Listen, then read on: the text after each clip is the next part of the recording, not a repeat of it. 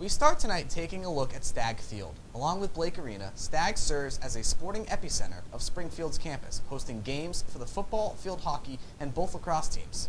Since its construction in 1970, the field has undergone many changes, including becoming an innovator for the use of a brand new type of playing surface.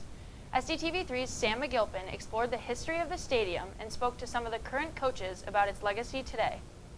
Stagg Field is a state-of-the-art Division III stadium on the campus of Springfield College named after Amos Alonzo Stagg, who created and managed the first football team ever at the Springfield YMCA in 1890, which later became Springfield College. The stadium seats a total of 3,867 spectators and can also be viewed from the press box as well as the student townhouses. Although the well-preserved monofilament turf field was introduced in 2007 when they decided to honor the stadium in his name, it hasn't always been Stagg Field.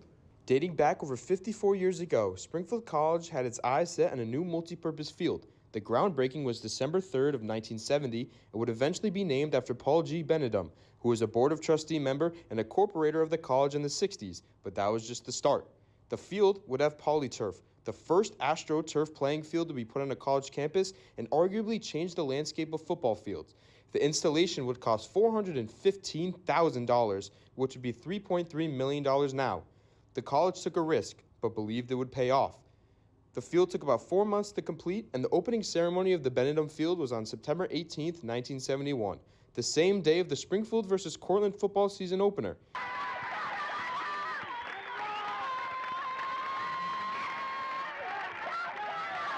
Current Springfield College football head coach Mike Sarasulo coaches in the same stadium that he played on in 1989 and 1992, and just finished an historic season for the Pride on a historic field as they went all the way to the NCAA quarterfinals.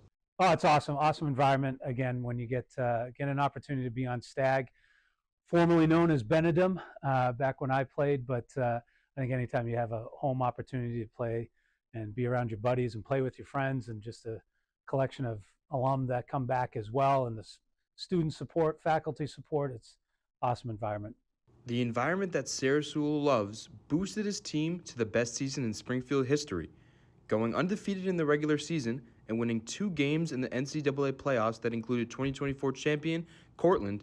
The team had more firepower than ever before, but Sarasulo hopes his team can get even farther. One of the reasons why being the Division III National Championship is named after Stagg.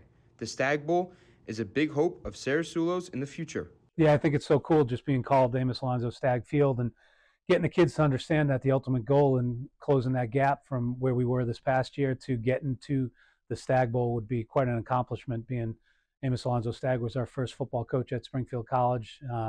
So just that namesake would be pretty cool, obviously. And 36 years after the opening of the Benedum Field, the polyturf was ripped apart, and in came brand new monofilament turf. The turf has less of a rug feel while trying to look and feel like normal grass.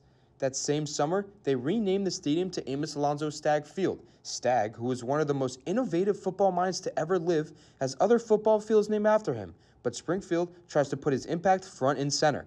I went to the Springfield College archives to meet with archivist Jeff Monceau and found some extremely interesting photos and documents that included the polyturf explanation, a clear photo of the rug-looking turf, and a great photo of the Benedum ceremony opening. Springfield men's lacrosse head coach Keith Bugby has been at the college for 42 years and is the 5th most winningest coach in collegiate lacrosse history. Bugby recalls the turf of 4 decades ago. But AstroTurf for lacrosse it was really fast track, you know.